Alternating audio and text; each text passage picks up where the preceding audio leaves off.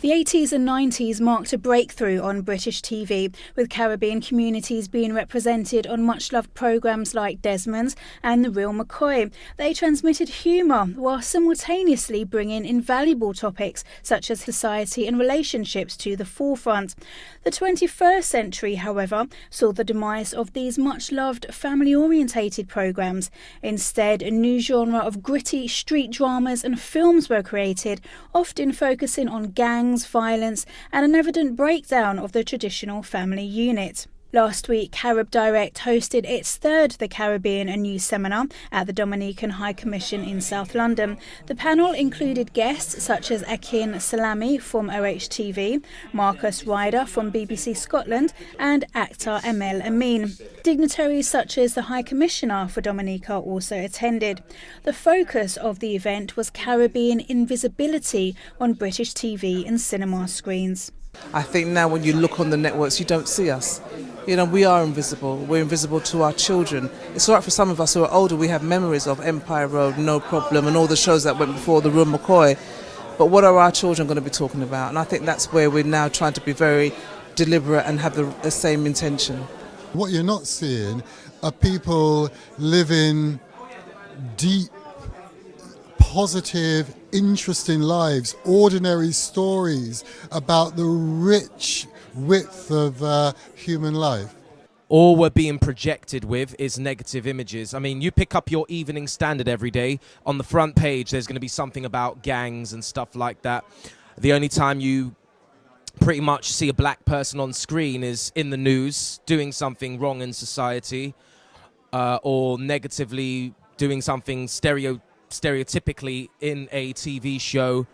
So it kind of reflects what you're seeing in society itself. So lack of positive representation, well, if all we're being given is negative images and negative concepts, we live out those concepts based on what we think reality is. However, actor Amel Amin highlighted the fact that the Caribbean culture is not only still alive on TV, but that it has actually influenced British culture in a new way.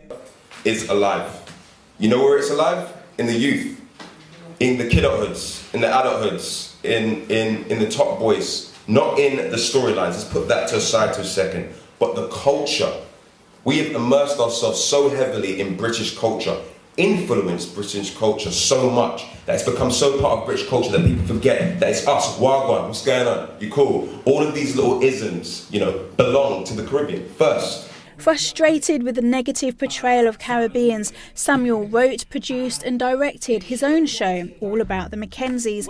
It started as a web series but will be making the transition to British TV next year.